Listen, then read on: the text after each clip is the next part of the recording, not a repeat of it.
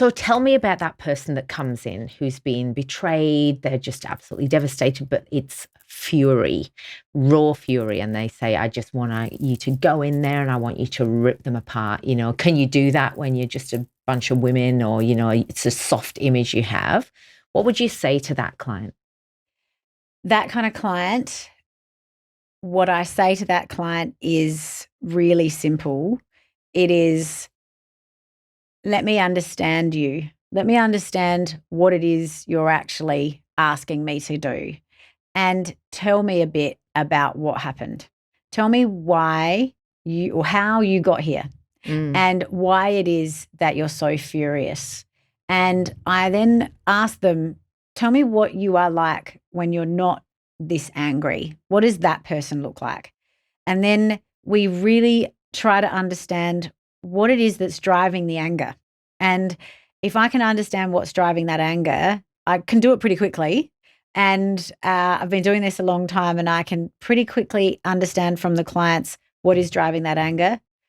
And I turn them around, and I can most of the time, and look, not every time, and the time that I can't, I just don't know that they're the clients for us.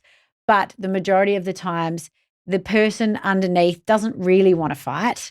They're just really upset because of something that's happened to them, or because of the way they've been treated, or the conflict that's escalated. So if we can piece that together and really understand them more, then what we can do is diffuse all that conflict. And we have people saying to us, no, I actually don't want to rip their head off. Yes, I did once love that person. Yes, this is the outcome I want to achieve. No, I don't want to end up in 3 years in court. No, yes, I do want my life moving forward.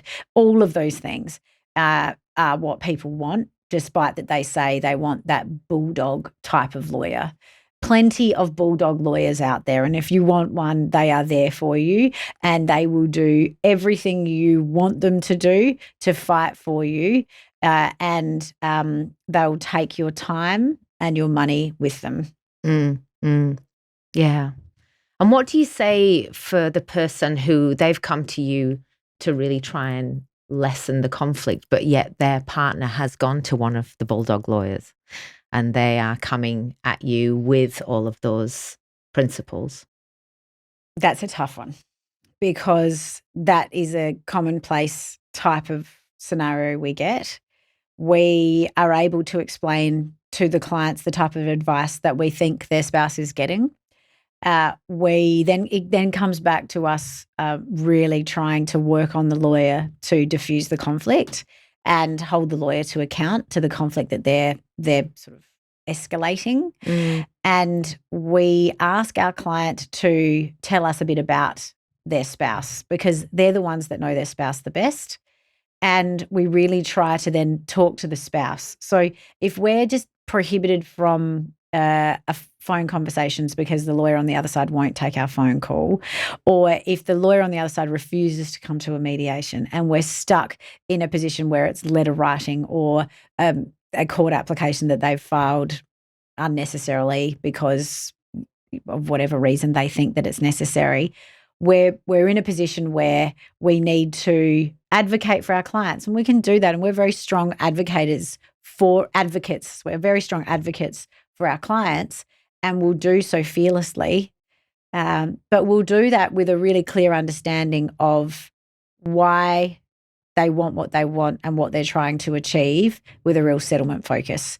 And we'll try to make sure that the other side feels that too. mm, So in our responding documents or in the letters that are going back and forth, we won't throw mud. We don't need to do that if it's not necessary, just to create the conflict.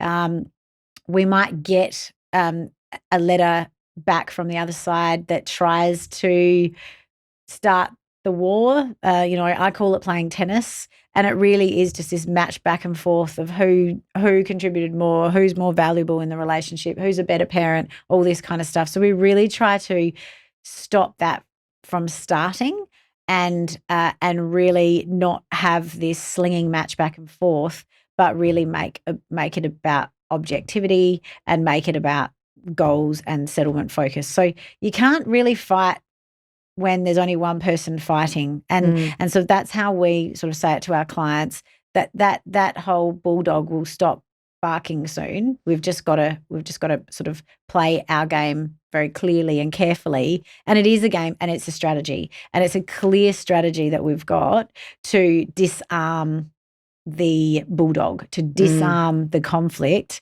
and disarm that person that just wants to fight us in a way that will still achieve our clients' goals, even though the client thinks that we need to fight to get there. So we often have these discussions with our clients. Often male clients really struggle with this concept of they want the softer image, but they want us to make sure that they are seen to be strong. And we talk to them about how our strength is really in our strategy, and our strategy is very evident in the way we conduct ourselves, and to the other lawyer very clearly in the way we behave. So we're very confident in our reputation. We're confident that the lawyers on the other side know who we are, know how credentialed we are, and know that we're at the top of our game. And that to me means everything, because that means that our clients can know that, yes, we have perhaps a soft image, but we know the law so well.